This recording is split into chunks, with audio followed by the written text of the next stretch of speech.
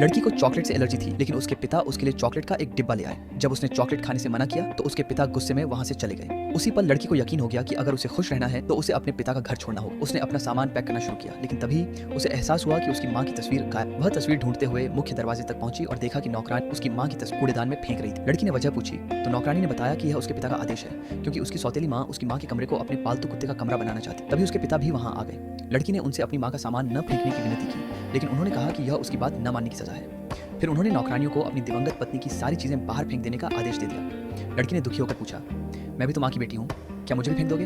ये सुनते ही उसके पिता कुछ पल के लिए चुप हो गए, मानो उन्हें डर हो कि कहीं उनका फैसला बदल न जाए। तभी सौतेली माँ ने सारा दोष अपने ऊपर ले लिया। उसने कहा कि उसे लड़की की माँ का सामान फेंकने के लिए नहीं कहना चाहिए था और वह इस घर में रहने के लायक नहीं है। ये सुनते ही आदमी उसे रोकने लगा। उसने कहा कि वह चाहे जिसका भी सामान फेंक दे, बस उसे छोड़ करना चाहिए। फिर उसने लड़की से अपनी सौतेली माँ से माफी मांगने को कहा, लेकिन लड़की ने साफ इनकार कर दिया। उसके पिता गुस्से से भड़क उठे। उन्होंने कहा कि अगर उसने माफी नहीं मांगी तो वह दोबारा इस घर में कभी नहीं आ सकेगी।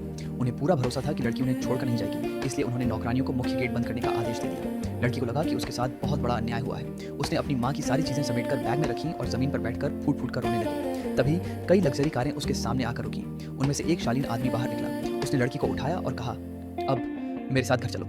असल में लड़की की माँ को पहले से अंदाजा था कि एक दिन उसका पति उनकी बेटी के साथ बुरा व्यवहार करेगा, इसलिए मरने से पहले उन्होंने लड़की को एक फ़ोन नंबर दिया था और कहा था कि जब भी वह अपने पिता को छोड़ना चाहे इस नंबर पर मदद मांग ले। पिछली रात लड़की का फ़ोन मिलते ही उस आदमी ने उसे गोद लेने का फैसला कर लिया और उसे लेने के लिए तुरंत विदेश से लौट आया। जब लड़की ने उसे अपनी माँ की तस्वीर को प्यार से सहलाते देखा तो वह उनके रिश्ते के बारे में सोचने। उस आदमी ने बताया कि वह और उसकी माँ बचपन से साथ बड़े हुए थे और वह कई सालों से उनसे चुपचाप प्यार करता था। उसे सिर्फ इस बात का अफसोस था कि उसने अपनी भावनाएं कभी बताई। जब उसे उनकी शादी का निमंत्रण मिला तब तक बहुत देर हो चुकी थी। उसने लड़की से वादा किया कि अब कोई उसे तकलीफ नहीं देगा।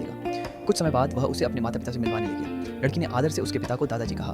बूढ़े आदमी की खुशी का ठिकाना नहीं रहा। जब उन्हें पता चला कि लड़की के असली पिता ने उसे छोड़ दिया है और उनका बेटा उसे गोद लेना चाहता है तो उन्होंने कहा कि आखिरकार उसने सही फैसला लिया है। फिर वह लड़की को अपनी पत्नी के पास ले गए जो पिछले 3 सालों से कोमा में थी और उसे दादी कहने को कहा। लड़की ने आज्ञाकारी होकर उन्हें दादी कहा।